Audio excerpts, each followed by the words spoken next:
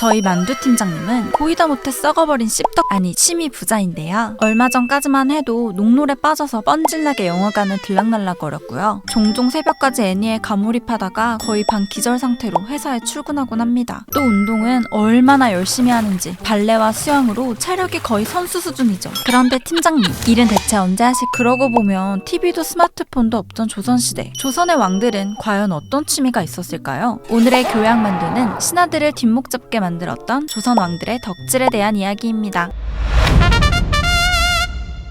태조 이성계는 아시다시피 용맹한 장군 출신으로 가만히 엉덩이를 붙이고 앉아있는 걸 오지게 힘들어했습니다. 그런데 갑자기 왕이 되어버렸으니 매일 궁에 틀어박혀서 공부도 하고 경연도 하느라 진짜 죽을 맛이었죠. 하지만 이런 쌍남자 태조에게도 고상한 취미가 하나 있었으니 바로 꽃구경. 태조는 화원에서 꽃과 식물을 기르고 산책하는 것을 유달리 좋아했는데요. 태조가 꽃을 사랑하게 된 데는 다 이유가 있습니다. 조선을 건국한 후 여러 가지 문제들로 골머리를 앓고 있던 태조는 통잠을 자지 못했는데요. 걱정이 된 환관 김사행은 태조에게 화원으로 산책을 나가는 게 어떠냐고 권유하죠. 머리를 좀 식히기 위해 화원으로 나들이를 떠난 태조. 온갖 꽃들이 흐드러지게 핀 전경에 완전히 폴인업 해버립니다. 그러다 잠깐 팔각전에서 눈을 붙이는데요. 이때 개꿀잠을 잔 거죠. 이후 태조는 조금 큰 돈을 들여서 팔각전을 고치라고 명합니다. 그런데 뭐 그딴 데 돈을 쓰냐며 신하들이 반대를 하고 나서죠. 뿔이 난 태조는 화원을 새로 만든다는 것도 아니고 있는 정각 좀 고쳐 쓰겠다는데 니들이 뭔 상관이냐며 극대노를 합니다. 이후에도 태조는 정각을 제대로 고치고 있는지 몰래 변장을 하고 가서 감시를 하기도 했고요. 틈만 나면 화원을 찾는 바람에 임금의 비서실격인 승정원과 경호실인 시위대에 비상이 걸렸을 정도였다고 하죠. 다음으로 세조의 취미는 술참 음주 가무였습니다. 계유정란의 공신들을 비롯한 대소신료들을 불러서 수시로 회식을 했는데요. 하도 연애를 자주 하니까 신하들이 이제 제발 그만 좀 하라고 만류를 했을 정도였죠. 아무튼 세조는 술자리에서 벌어진 어지간한 실수는 그냥 웃고 넘겼는데요.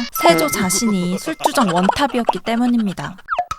나를 전하라고 부르지 마라. 나 왕자 없을 때 우리 친했잖아. 나는 너를 이렇게 사랑하는데 너는 나 별로 안 좋아하지. 나 대신 쟤 한 번만 때려봐라. 내 주먹은 워낙 핵주먹이라. 등 이불킥 할 만한 술주정 어록이 수두룩했죠. 그런데 당시 영의정이었던 정인지의 술주정도 만만치 않았습니다. 정인지는 조선 초기를 대표하는 유학자로 세종부터 성종까지 문화발전과 정치 안정에 기여한 인물인데요. 한 번은 술에 거하게 취해서 세조에게 너라고 해버립니다. 시다가 임금에게 너라니. 이건 거의 역모에 버금가는 발언이었죠. 다음날 세조는 정인지가 속으로 자신을 무시했던 것 같다며 신하들에게 하소연을 하는데요. 그러자 임금을 능멸한 죄로 정인지를 처벌해야 한다며 신하들이 개거품을 뭅니다. 예상치 못한 신하들의 반응에 당황한 세조. 오히려 말이 너무 심한 거 아니냐며 신하들을 나무라죠. 하지만 이후에도 정인지의 술주정은 멈추지 않는데요. 그럴 때마다 세조는 정인지의 편을 들어줬다고 합니다.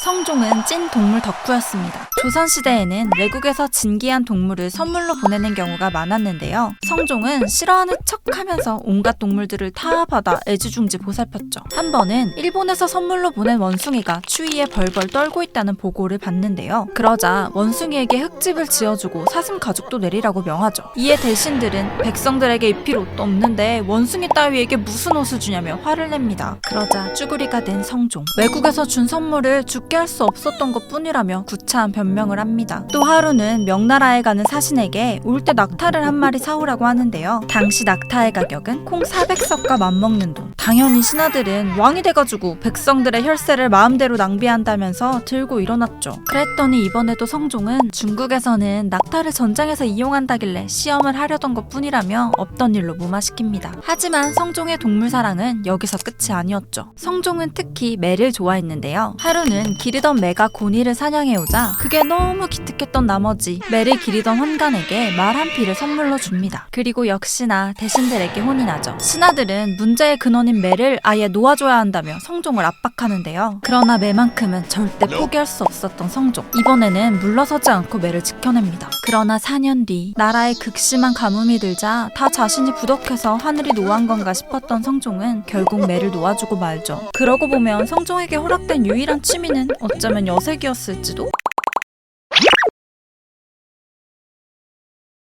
다음으로 영조의 취미는 소설 읽기. 소설 중에서도 특히 한글 소설을 좋아했죠. 그런데 이제 자기가 안 읽고 신하들한테 낭독하라고 시키. 지금으로 치면 오디오북 덕후라고 할 수 있습니다. 심지어 병석에 있을 때는 신하들에게 자신이 잠이 들 때까지 책을 읽으라고 시켰는데요. 하루는 탕약을 올리러 왔던 약방도제조 김상로가 푹 주무시라며 한글 소설을 읽어주겠다 청합니다. 이에 영조는 한글보다는 한문 소설이 잠은 더 잘 온다고 대답하는데요. 즉 한문 소설은 지루하고 한글 소설은 잠이 깰 정도로 재밌다는 영조의 농담이었죠. 그런데 아이러니하게도 영조의 손자인 정조는 소설을 사람에게 해를 끼치는 음란한 것이라고 취급하며 극혐했습니다. 얼마나 싫어했냐면 한 번은 예문관에서 숙직을 하던 신하들이 몰래 중국 소설을 읽다 걸린 적이 있는데요. 이 사실을 한 정조는 이들을 바로 파직시켜버리고 책도 불살라버렸죠. 이후 신하들은 눈물의 반성문을 쓴 후에야 겨우 복직이 될 수 있었다고 합니다. 조선의 마지막 왕인 순종은 당시 옥돌이라고 불리던 당구를 즐겨했습니다. 순종에게 당구는 국권 피탈의 한과 적적함을 달래기 위한 취미이자 건강 회복을 위한 운동 중 하나였던 것으로 보이는데요. 순종은 창덕궁 안에 당구대를 설치하고 매주 월요일과 목요일을 당구 치는 날로 정했죠. 물론 지정일이 아닌 날에도 뻔질나게 당구를 치러 다녔습니다. 순종의 아빠인 고종 역시 당구 덕후라고 알려져 있는데요. 덕수궁에서 새벽 2시까지 당구를 쳤다는 기록이 있을 정도였죠. 여러분은 요즘 무엇을 덕질하시나요? 저는 언제나 여러분의 덕질 교양 만두였습니다.